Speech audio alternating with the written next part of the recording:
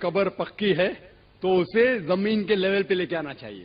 مزار کو پوجنا غلط ہے, حرام ہے. میں جانتا ہوں کہ کئی مسلمان انجانے میں علم کی کمزوری کی وجہ سے وہ مزار پہ جاتے ہیں.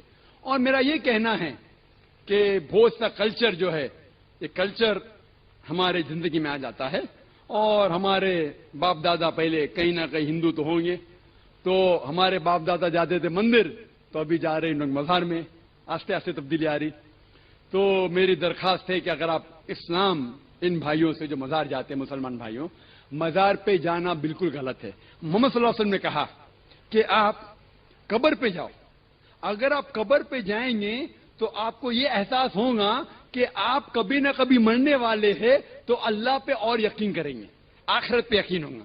تو قبر پہ جا کے ان کے لیے دعا کرنا صحیح ہے. جو آدمی مر چکا ہے ان کے لیے دعا کرو, ان کو دعا نہیں کر سکتے.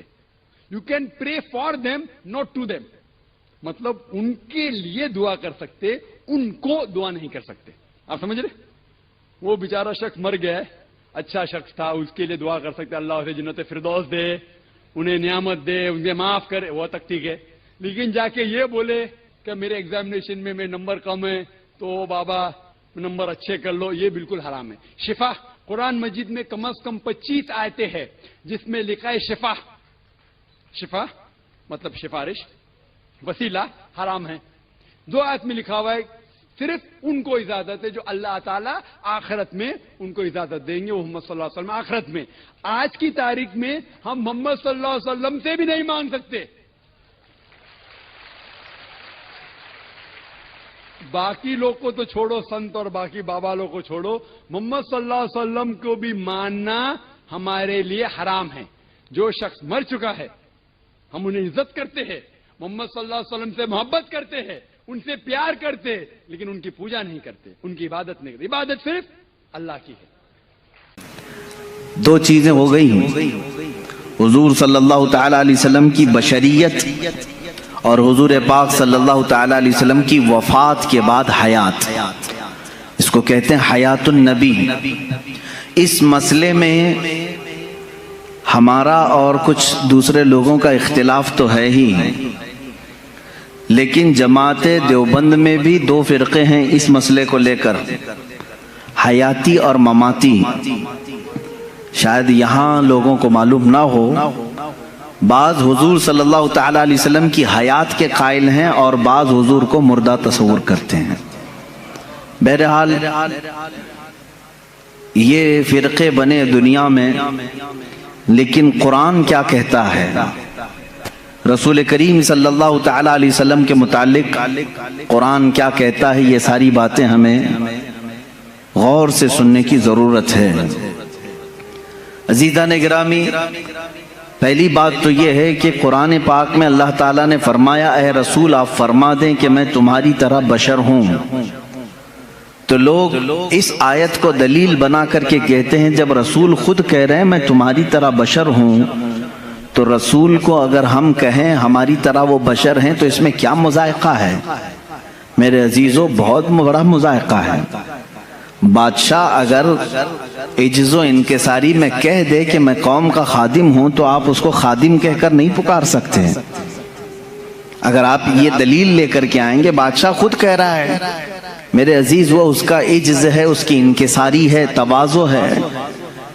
رہی بات قرآن میں 3 جگہ پر تقریباً اس طرح کی بات آئی کہ رسول کریم صلی اللہ تعالی علیہ وسلم فرما دیں کہ میں تمہاری طرح بشر ہوں. یہاں تک نہیں پڑھنا چاہیے آیت, آگے کی آیت یہ ہے یوحا الیہ, مجھ پر اللہ کی طرف سے ڈائریکٹ وحی بھی آتی ہے. اگر رسول عام بشر ہیں تو پھر یہ وحی کیسے آتی ہے؟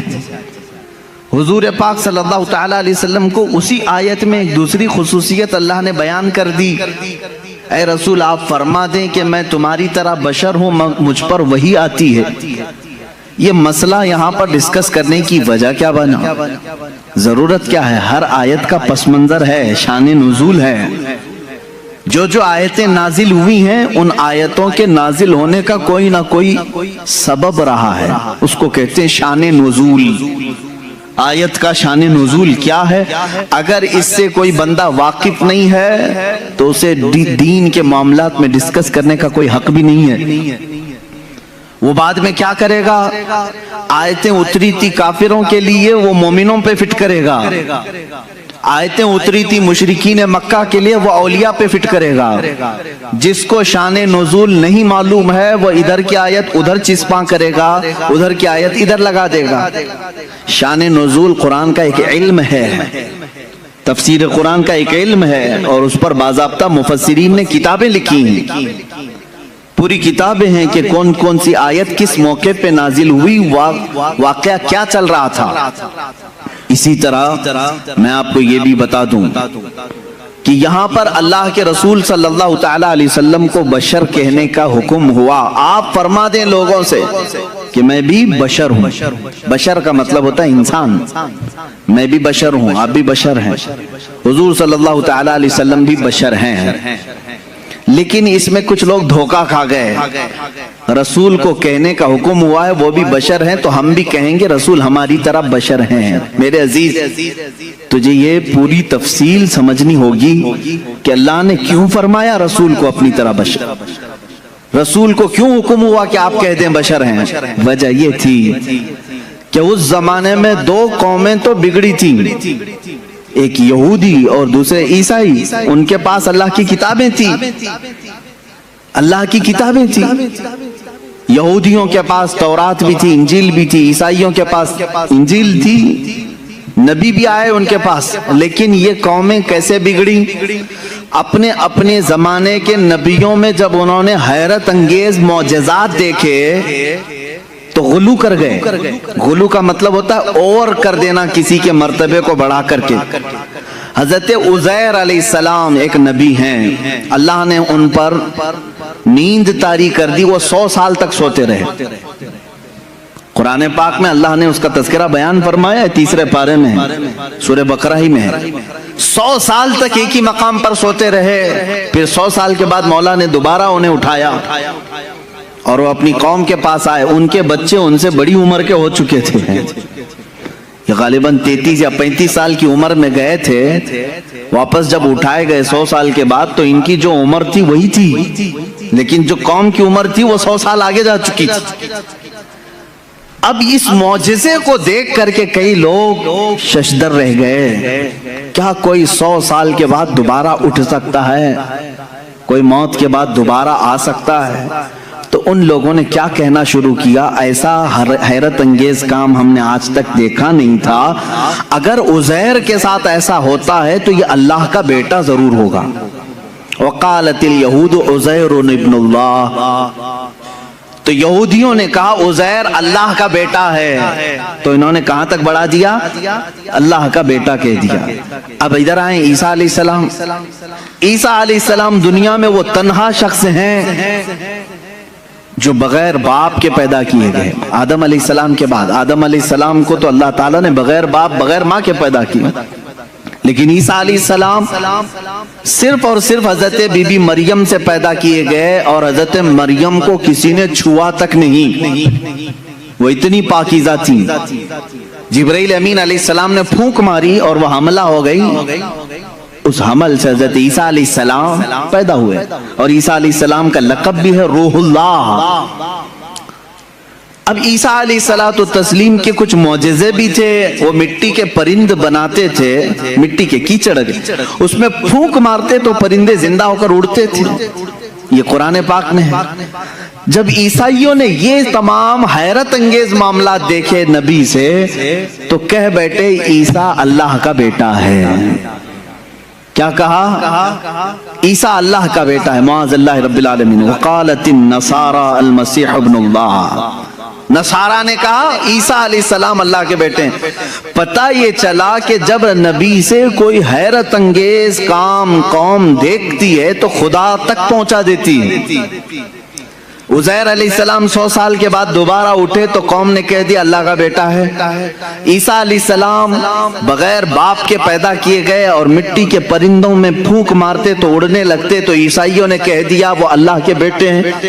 اب ادھر مکہ مکرمہ میں جو جلوہ رسول دیکھا ہے، رسول کریم صلی اللہ تعالی علیہ وسلم کے ایک آدھ حیرت انگیز کام نہیں ہے، ہر دن ایک معجزے کا صدور ہے۔ کبھی یہ رسول انگلی اٹھا کر کے اشارہ کرے چاند پھٹ جائے، کبھی وہ بے زبان جانوروں سے کلام کریں، درخت اکھڑ کر ان کی بارگاہ میں آ جائے۔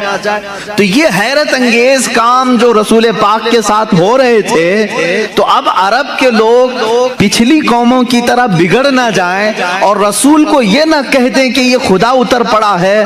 اللہ نے فرمایا رسول آپ کہہ دیں کہ میں بشر ہوں۔ اللہ نے کیوں فرمایا قل انما انا بشر مثلکم، اے حبیب آپ فرما دے میں بشر ہی ہوں، کہ تم دھوکہ نہ کھا جانا، مجھے خدا مت سمجھ لینا۔ ایک بات یہ بھی ہے، اور دوسری بات ایک بہت بڑے گزرے ہوئے ایک مناظرے کا سبق بھی تھا اس میں۔ ابراہیم علیہ السلام کے ساتھ نمرود کا ایک مناظرہ ہوا تھا۔ نمرود اس زمانے کا ظالم و جابر بادشاہ، جب اس نے دیکھا کہ ابراہیم ہمارے بتوں کی پوجا بھی نہیں کرتا، اور حضرت ابراہیم علیہ السلام کے ساتھ بہت سارے معاملات تھے، وہ ان کے بتوں کو نہیں مانتے تھے، جو ستاروں کی پوجا کرتے ان کی نہیں مانتے تھے، جو چاند و سورج کو پوجتے ان کی نہیں مانتے تھے۔ ایک دن بلایا اس نے دربار میں۔ اب یہ جو مناظرہ ہے وہ بھی قرآن پاک میں آیا۔ حضرت ابراہیم علیہ الصلوۃ والتسلیم سے اس نے پوچھا کہ تم کس خدا کو مانتے ہو، آخر کون ہے تیرا خدا؟ قال ابراہیم ربی الذی یحیی و یمیت، میرا رب وہ ہے جو زندگی بھی دیتا ہے اور موت بھی دیتا ہے۔ کون کہا؟ ابراہیم علیہ السلام۔ تو جھٹ سے اس پاگل نے کہا قال انا احیی و امیت، میں بھی لوگوں کو زندگی دیتا ہوں موت دیتا ہوں، میرے پاس بھی یہ کنٹرول ہے، تو مجھے خدا مان لے۔ ابراہیم علیہ السلام نے پوچھا وہ کیسے؟ اس نے اپنے جیل میں سے 2 قیدی نکالے، ایک کو آزاد ہونا تھا، ایک کو پھانسی کی سزا ہونی تھی۔ تو اس نے کہا دیکھو یہ آزاد ہونے والا ہے اور یہ پھانسی پہ چڑھنے والا ہے، لیکن جو مرنے والا تھا اس کو آزاد کر دیا، کہا کہ میں نے اس کو زندگی بخش دی، اور جو آزاد ہونے والا تھا اس کا گلا کاٹ دیا، کہا میں اس کو مار دیا۔ موت و حیات میں بھی دے سکتا ہوں۔ ابراہیم علیہ السلام نے کہا یہ نرا جاہل ہے، موت و حیات کا مطلب اس نے یہ سمجھ لیا۔ اب ابراہیم علیہ السلام نے اتنا زبردست چیلنج پیش کیا جو قرآن میں ہے۔ قال ابراہیم فإن اللہ یأتی بالشمس من المشرق فأتی بها من المغرب۔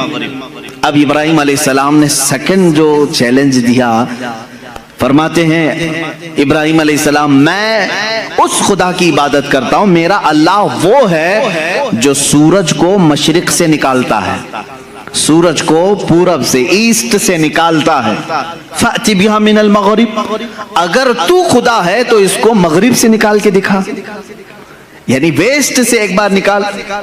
چیلنج تو دیکھ رہے ہیں آپ، حضرت ابراہیم علیہ السلام نے نہیں کہا کہ جیسے میرا خدا روز پورب سے سورج نکالتا ہے کل تو نکال، تو کل سورج نکلتا تو وہ یہی کہتا آج میں نے ہی نکالا ہے، آج جو سورج نکلا ہے ایسٹ سے، پورب سے، مشرق سے، وہ میں نے ہی نکالا۔ ابراہیم علیہ السلام نے اپوزٹ چیلنج دیا کہ خدا جب مشرق سے نکال سکتا ہے تو خدا مغرب سے نکالنے پر بھی قادر ہے، سورج اس کے کنٹرول میں ہے، تو اگر خدا ہے تو سورج مغرب سے نکال کے دکھا، جہاں سورج جا کے ڈوبتا ہے وہاں سے تو ایک دن سورج نکال کے دکھا۔ قرآن کہتا فَبُهِتَ الَّذِي كَفَرَ، یہ کافر وہاں مبہوت ہو گیا، لاجواب ہو گیا، ختم ہو گیا مناظرہ۔ یہ کب ہوا؟ ابراہیم علیہ السلام کے زمانے میں۔ ہاں اب اس مناظرے میں جیت اور فتح کس کی ہوئی؟ ابراہیم علیہ السلام کس کی ہوئی؟ اس چیلنج کا جواب وہ نہیں دے سکا، لیکن اس مناظرے سے ایک سبق یہ نکلا، ایک نتیجہ یہ نکلا۔ ابراہیم علیہ السلام نے چیلنج یہ دیا تھا کہ جو خدا ہوگا وہ مغرب سے سورج نکالے گا، جو خدا ہوگا وہ مغرب سے سورج نکالے گا۔ یہ اس زمانے کو 2000 سال بیت گئے، اور جب مدینہ طیبہ کے قریب میں مولا علی کرم اللہ وجہہ الکریم کے لیے نماز عصر قضا ہو رہی تھی، محمد عربی صلی اللہ تعالی علیہ وسلم نے ڈوبے ہوئے سورج کو کہاں سے پلٹایا؟ मगरिब से निकाला, सूरज डूब चुका था, सूरज को वापस इशारे से पलटाया। अब यहाँ पर वो वाला मुनाजरा फिर से ताजा हो गया। इब्राहिम अलैहिस्सलाम ने तो चैलेंज दिया था नमरूद को कि अगर तू खुदा है तो सूरज को मगरिब से निकाल। नमरूद तो नहीं निकाल के दिखा सका, लेकिन मोहम्मद रसूलुल्लाह सल्लल्लाहु अलैहि वसल्लम निकाल कर दिखा दिए हैं। तो अब किसी का अकीदा ये ना बिगड़े। इब्राहिम अलैहिस्सलाम ने कहा था जो सूरज मगरिब से निकालेगा वो खुदा होगा। अल्लाह ने आयत नाजिल फरमाई, कुल इन्नमा अना बशरुम मिथलुकुम, ऐ रसूल आप फरमा दें ये धोखे में ना आए, मैं तुम्हारी तरह बशर ही हूं। लेकिन मेरे अजीजों साथ में इतना याद रखना, आम बशर नहीं, वो नूरी बशर है।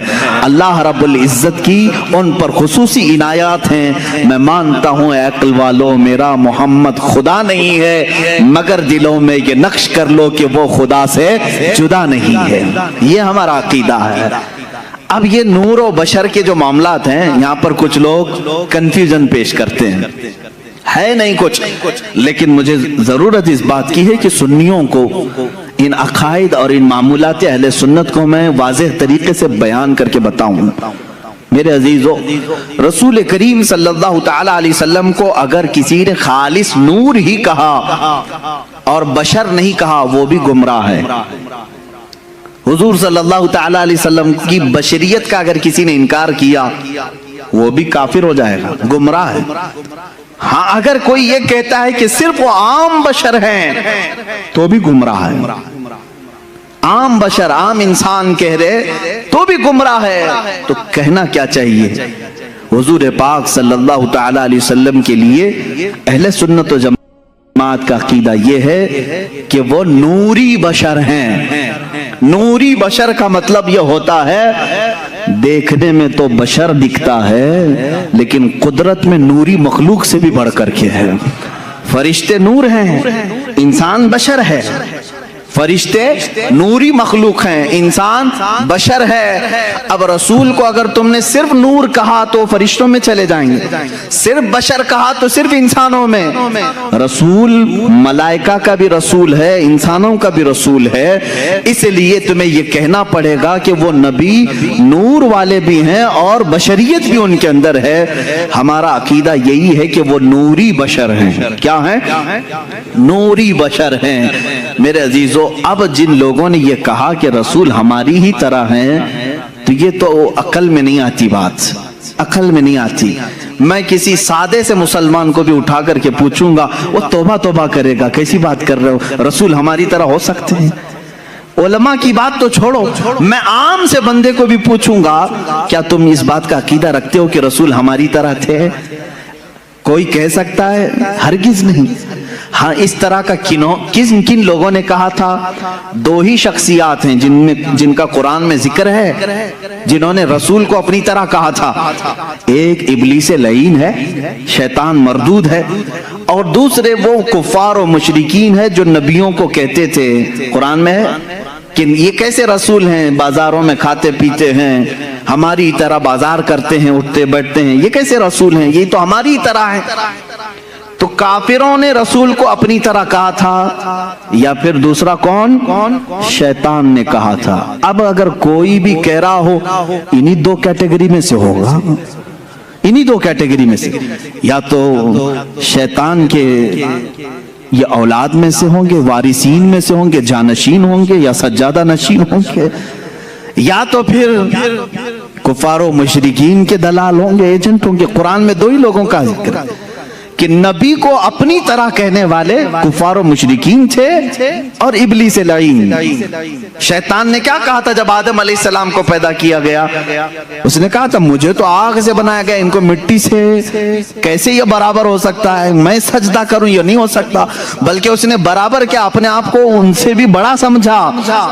जैसे आज लोगों ने कहा है ना, किताबों में लिखा है उम्मती अमल करते करते कभी नबी से भी बढ़ जाता है। शैतान ने यही कहा था कि मुझे आग से पैदा किया है, मैं आदम से बढ़ गया हूं, ये मिट्टी से है। अजीजा ने गिरामी वखार, इस तरह के जुमलों से एहतराज करो, परहेज करो, इस तरह के डिबेट में जाओ भी मत। तुम रसूल करीम सल्लल्लाहु तआला अलैहि वसल्लम की हयात तय्यबा में आज नहीं हो, उनकी जाहिरी जिंदगी में नहीं हो, کہ تم ان کے بارے میں فیصلے لیتے رہو گے کہ وہ صرف نور تھے کہ صرف بشر تھے، عام بشر تھے یا کیا تھے؟ یہ تمام ڈسکشن نہ کرو. قرآن نے ہمیں جتنا کہا ہے اس پر عمل کرو. قرآن نے ہمیں یہ کہا وہ بشر تو ہے لیکن عام بشر نہیں، عام بشر نہیں. یہاں کوئی بھی یہ نہ کہے. ایک صاحب نے کہا تھا کیا رسول کے 2 کان نہیں تھے؟ رسول کی 2 آنکھیں نہیں تھی؟ رسول کی 1 ناک نہیں تھی؟ رسول کے 2 پاؤں 2 ہاتھ نہیں تھے؟ پھر آپ الگ کیوں کہتے ہیں؟ ایک صاحب نے یہ بھی ایسے ہی مار دیا انہوں نے برابری کے لیے. جب ان پر سخت گرفت کی جانے لگی تو کہے وہ بھی تو انسان ہی تھے نا، ان کی 2 آنکھیں تھی، 2 کان تھے. میرے عزیز اگر ایسے ہی برابری کا معاملہ رہے تو سور کے بھی 2 کان ہیں، تیرے بھی 2 کان ہیں. کتے کی بھی 2 آنکھیں ہیں، تیری بھی 2 آنکھیں ہیں. کیا میں نے کبھی کہا کہ تو دیکھنے میں کتے کی طرح دکھتا ہے؟ میں نے نہیں کہا. برابری کے یہ اصول نہیں ہوتے. 2 کان ہونا برابری کی ضرورت معیار نہیں ہے. 2 آنکھ ہو جانا یہ برابری کا معیار نہیں ہے. ذرا تم اپنے گریبان میں جھانک کر کے دیکھو. جو رسول کو اپنی طرح بشر کہے، کیا زندگی میں کبھی تمہارے پاس جبرائیل آیا ہے؟ کیا کبھی زندگی میں تمہارے پاس جبرائیل آیا ہے؟ برابری کہنے والے سے میرا سوال ہے، کیا زندگی میں کبھی تجھے معراج کا بلاوا آیا ہے؟ کیا زندگی میں کبھی تجھے انبیاء کی امامت کا شرف ملا ہے؟ کیا کبھی تیری زندگی میں ایسا ہوا کہ تو سو گیا ہو، جنت سے تجھے کھلا پلا دیا گیا ہو؟ وہ خصوصیات تو میرے مصطفیٰ کو عطا تھی. یہ رسول کریم صلی اللہ تعالیٰ علیہ وسلم کی عنایات تھی. اللہ کے نبی صلی اللہ تعالیٰ علیہ وسلم عید کی نماز پڑھانے کے لیے مدینے سے باہر تشریف لائے ہیں اور کھلے میدان میں نماز پڑھا رہے ہیں. صحابہ فرماتے ہیں جب تک میرے آقا صلی اللہ تعالیٰ علیہ وسلم خطبہ دیتے رہے، نماز پڑھاتے رہے، آسمان کا ایک ٹکڑا ابر بن کر چھاؤں پیش کرتا رہا، سایہ بن کر کے سایہ افغن رہا. اور ہمیشہ میرے آقا صلی اللہ تعالیٰ علیہ وسلم جب کبھی دھوپ میں چلتے تھے تو آسمان کا ایک ٹکڑا ساتھ ساتھ چلتا تھا. کیا تیرے بھی یہ خصوصیات ہیں؟ تجھے یہ خصوصیات دی گئی ہیں؟ اللہ کے نبی صلی اللہ تعالیٰ علیہ وسلم کی ہر چیز کو پاک کہا گیا ہے، ان کے لباس کو پاک کہا گیا ہے، ان کے جسم سے ریلیٹڈ ہر چیز کو پاک کہا گیا ہے. کیا تیرے لیے یہ خصوصیات ہیں؟ میں نے اس سے قبل حضور پاک صلی اللہ تعالیٰ علیہ وسلم کے معجزات کے بیان میں بھی عرض کیا تھا، ان کا لعاب پاک جس چیز پہ لگ جائے وہ شفایاب ہو جائے، ان کا دست مبارکہ جسے لگ جائے وہ آگ میں نہ جھلے، وہ اپنا قدم ناز پتھر پر رکھیں تو وہ نقش اپنے سینے پر لے لے. یہ خصوصیات میرے مصطفیٰ کریم صلی اللہ علیہ وسلم کی ہیں. تو برابری کا دعویٰ کرنے والا ان میں سے کوئی ایک چیز لا سکتا ہے؟ جب نہیں ہو سکتا تو اس طرح کی اندھا دھند تیر اندازی بھی نہیں کرنی چاہیے. ادھر کی ادھر کی پھینکا پھینکی نہ کریں. دین کے معاملات میں امت کو ادب سکھایا جائے. تو ہم پوری زندگی عمل کر کے بھی کسی صحابی کے درجے کو نہیں پہنچ سکتے. رسول بہت دور کی بات ہے. اللہ کے نبی صلی اللہ تعالیٰ علیہ وسلم کے متعلق یہ عقیدہ رکھیں کہ وہ نوری بشر ہیں. کیا ہیں؟ وہ نوری بشر ہیں. اب یہاں سے معاملہ ہے رسول پاک صلی اللہ تعالیٰ علیہ وسلم کی حیات کے متعلق. ظاہر سی بات ہے تم جب یہ عقیدہ رکھ لو گے کہ وہ عام بشر نہیں ہیں تب اس ایکسپشن سے بہت سارے عقیدے آپ کے نکلیں گے. اگر کوئی آپ سے یہ سوال کرے کہ میاں سارے لوگ قبر میں جاتے ہیں، سب کا اختتام قبر ہے، دفن کیا جاتا ہے، سب مٹی میں ملتے ہیں، رسول کے ساتھ بھی ایسا ہوا ہوگا، تو آپ یہ کہیں یہ عقیدہ یہیں سے شروع ہوا جہاں تو نے رسول کو اپنی طرح سمجھا، اپنی طرح سمجھا، وہیں سے تو نے یہ بھی رزلٹ نکال لیا ہمارے مردے سڑتے ہیں تو رسول کا بھی جسم پاک اس طرح ہو گیا ہوگا. معاذ اللہ رب العالمین. تم یہاں سے عقیدہ بدل لو، رسول ہماری طرح نہیں تھے، آگے کی ساری منزلیں محبتوں میں تمہاری شمار ہوں گی، ساری عظمتوں کے تم قائل ہو جاؤ گے. حضور پاک صلی اللہ تعالیٰ علیہ وسلم کے بارے میں اگر میں یہ کہوں، ان کے جسم ناز کی بات تو چھوڑو، 14 صدیاں گزر گئی، ان کے جسم پاک پاک سے کٹے ہوئے بال جو آج بھی رکھے ہیں وہ سڑ گل کر کے کہیں ختم نہیں ہوئے، نہ ان کو آگ جلا سکی، پوری کائنات میں آج بھی وہ روشنیاں بکھیر رہے ہیں، ہزاروں عشاق کے سینے میں عشق مصطفیٰ جلا بھی رہے ہیں، جلا بخش رہے ہیں، تو رسول پاک کے جسم ناز کی کیا بات ہے۔ بلکہ بزرگوں نے فرمایا وہ حصہ جو رسول پاک کا جسم لگا ہوا ہے قبر پاک، اس کو کہا گیا ہے وہ عرش اعظم سے بھی افضل ہے۔ ادب گاہست زیر آسماں از عرش نازک تر، نفس گم کردہ می آیت جنید و بایزیدی جا۔ فارسی میں کہا گیا ہے عرش سے بھی نازک ترین ایک جگہ ہے آسمان کے نیچے۔ کون سی جگہ ہے؟ یہ وہی لحد مصطفیٰ ہے جہاں جنید بغدادی اور بایزید بسطامی بھی حاضری دیتے ہیں تو اپنی سانسوں کو روک لیا کرتے ہیں کہ نکلنے والی سانسوں سے کہیں بے ادبی نہ ہو جائے۔ یہ وہ مقام ہے لحد مصطفیٰ صلی اللہ تعالی علیہ وسلم، قبر مصطفیٰ کی اتنی افضلیت ہے۔ اسی لیے اعلیٰ حضرت فاضل بریلوی رحمت اللہ تعالی علیہ سے کسی نے پوچھا کہ مکہ افضل ہے کہ مدینہ افضل ہے؟ یہ بھی معاملات آتے رہتے ہیں، مکہ افضل ہے کہ مدینہ افضل ہے؟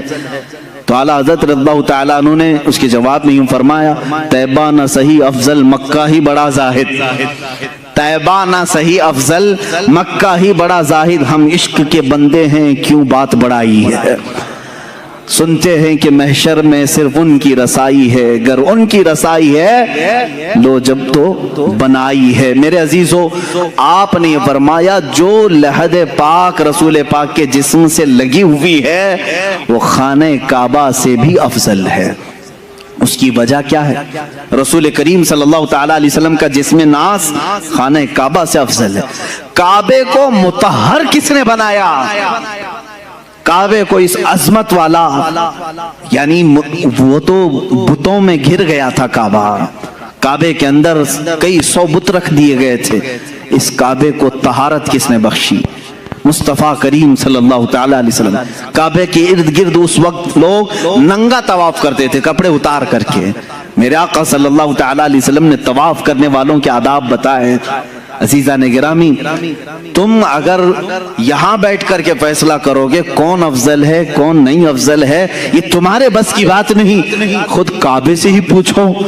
امام اہل سنت فاضل بریلوی رحمت اللہ علیہ نے فرمایا غور سے سن تو رضا کعبے سے آتی ہے صدا، میری آنکھوں سے میرے پیارے کا روزہ دیکھو، حاجیو آؤ شہنشاہ کا روزہ دیکھو، کعبہ تو دیکھ چکے کعبے کا کعبہ دیکھو۔